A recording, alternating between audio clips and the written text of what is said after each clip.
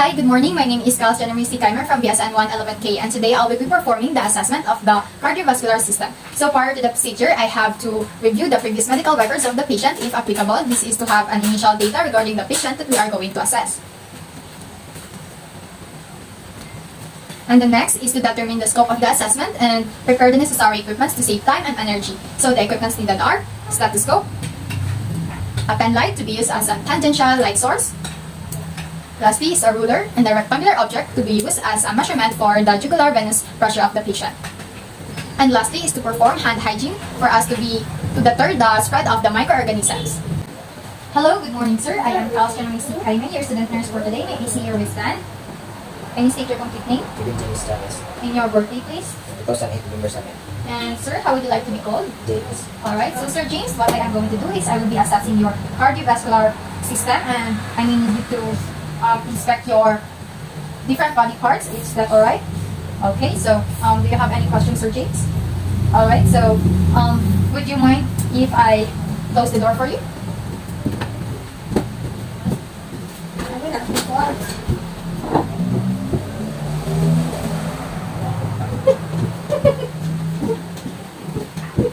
Assuming that I had already adjusted the temperature, the lighting, and the curtains to provide confidentiality and comfort and also privacy to the patient, I can now proceed with interviewing the patient. So sir, we are going to have a short interview before I will assess you. Is that alright? Okay sir, so do you feel any chest pain? Okay, any dizziness sir? How about fatigue sir? Alright. Sir James, do you smoke? No. Alright, thank you. Do you exercise? Yes. Alright.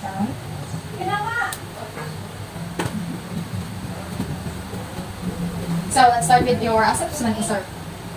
So the first thing that we are going to assess is the jugular veins and the carotid arteries of the patient. So inspecting for these vessels will provide information regarding the blood volume and pressure of the right side of the heart. So the first thing we need to do is to position the client into supine position, and while the bed is being elevated in 30 to 45 degrees while making sure that the torso and the head is on the same plane.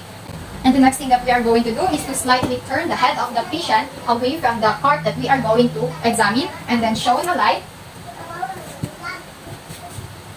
in the neck, suprasternal notch, and clavicle to observe for any pulsations and shadows.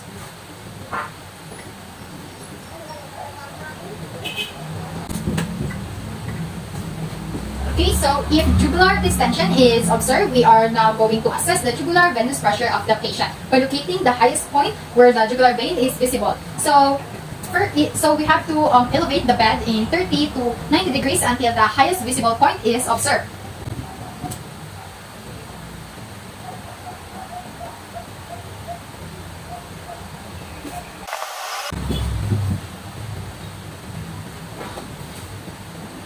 Alright, so next is we are going to measure the vertical distension in centimeters.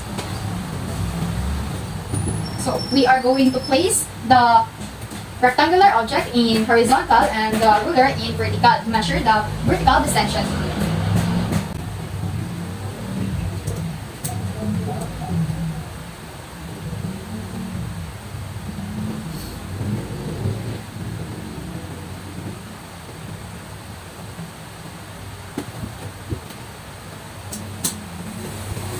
So next is we are going to repeat it in the other side.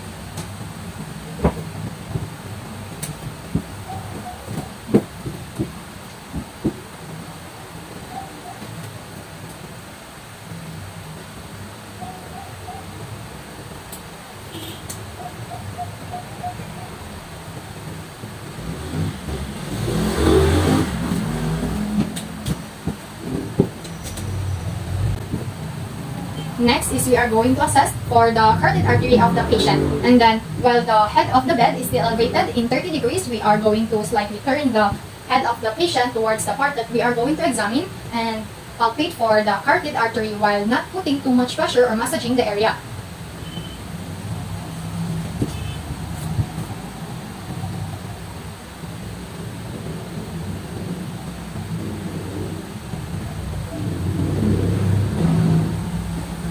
And then now we are going to auscultate the carotid pulse of the patient.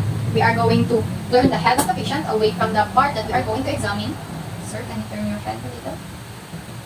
And the next is use the bell of our stethoscope to auscultate the heart and pulse of the patient. So if a bruit is heard, we are going to gently palpate the heart and pulse for presence of the trill. For presence of trill.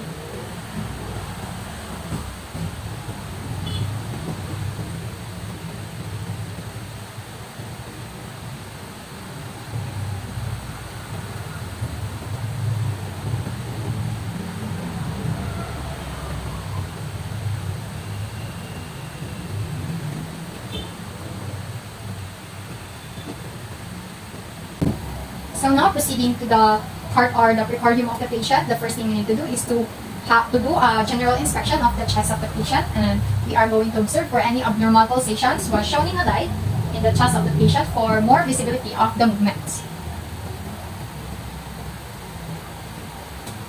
And the next is we are going to simultaneously inspect for the precardium while palpating the aortic, pulmonic, tricuspid, and apical area of the chest. So first is we are going to palpate for hips and legs and use our finger pads flat.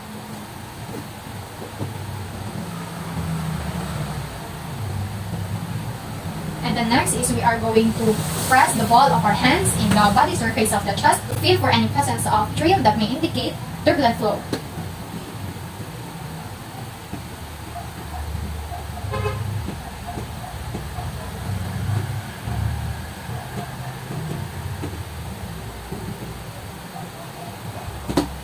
And the next is we are going to palpate with our finger pads flat from the aortic, pulmonic, and tricuspid area.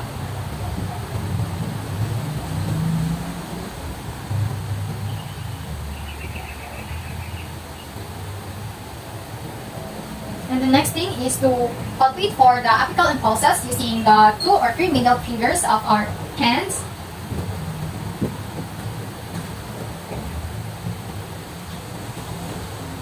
So for fine assessment, we can use one finger to know the characteristic of the apical impulses.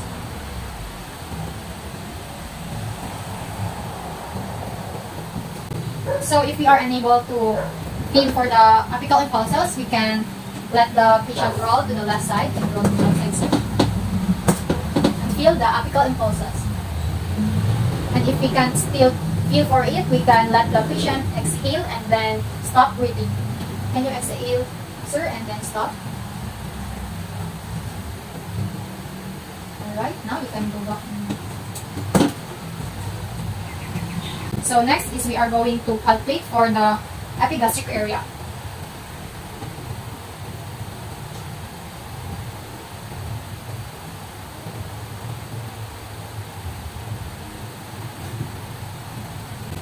And the next is I am going to use the diaphragm of my stethoscope to auscultate the apex part of the chest of my patient.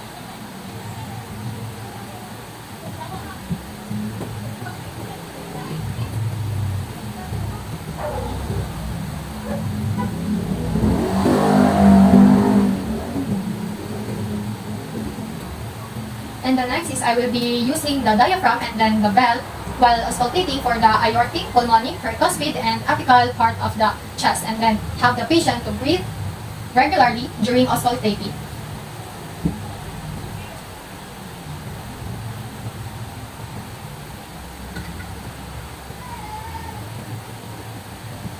Okay, sir, you just breathe in regularly, inhale and exhale, alright?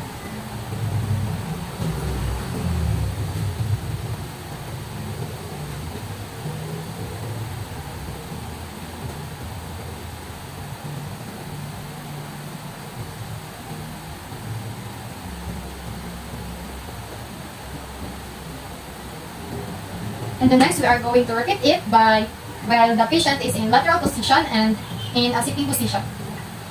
Okay, sir, can you face at the left side, sir? With your body facing at the left side.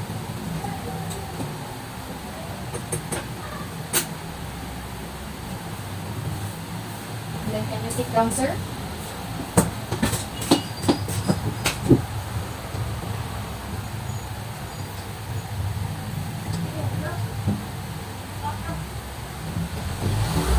Alright, you can now go back to your position. So So proceeding with the assessment of the upper extremities of the patient, first is we are going to assess each arm for size, symmetry, skin color, and temperature. And also we are going to observe for any edema, lesions, or hair distribution.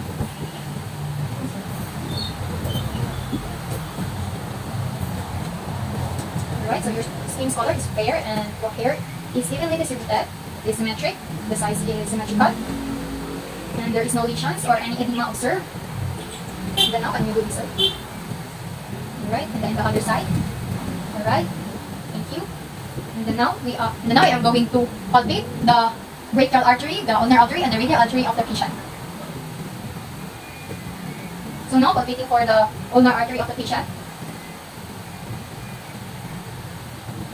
And with the next is the radial pulse of the patient. And the next is the brachial pulse.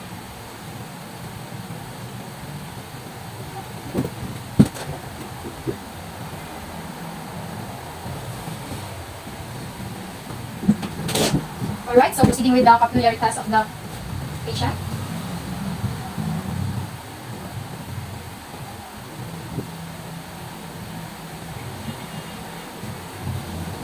Okay, so capillary fill is normal, and then, sir, I am going to ask you to do this, and then squeeze your hands as you can. And then open. And then again, sir. Then open. Alright. And your other side. And you did also, sir. Then open. Then again. And then open. Alright, thank you. Here. It is normal.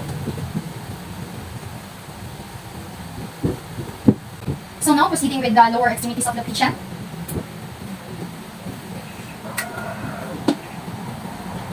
First thing we are going to do is we are going to assess for the size of the legs, the skin color, the temperature, and the hair distribution. Okay, sir, so your temperature is warm, the hair is evenly distributed, the color is also the same. And now we are going to inspect for any edema, lesions, or any varicosities or venous patterns. And then next I will be palpating for the femoral pulse, the popliteal pulse,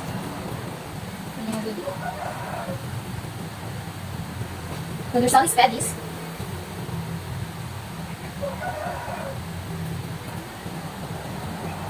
and the posterior tibialis of pulse. And the next is to the capillary field. Alright, it's normal. Proceeding with the other leg.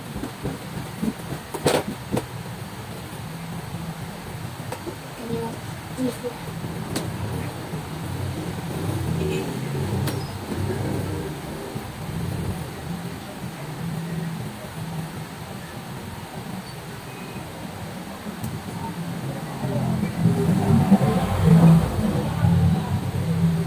Alright, thank you.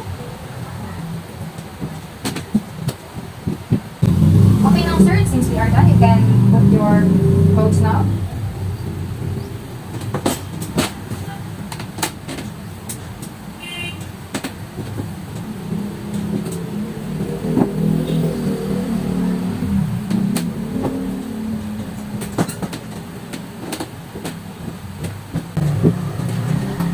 So, Sir James, since we are done with your assessment, your result is, upon auscultating for your neck, there is no switching or blowing sound. Pulses equally strong, rated 2+, which is normal. Chest movement, symmetrical, no heaves or trills. Pulsations and vibrations are palpated in the areas of apex, left sternal border or base. So your pulse rate is 90 beats per minute, which is normal, with regular rhythm. So in your upper and lower extremities, both arms and legs are symmetrical. Hair distribution is even. No edema, no lesions, any varicosities, and also the capillary fill is normal. It goes back within 2 seconds, and pulses are regular in rhythm, and so overall your cardiovascular system is doing well. Okay, do you have any questions, sir? None? Alright. So now we're done. Thank you for your cooperation. Now I'm going to go outside and document everything. Alright? Thank you.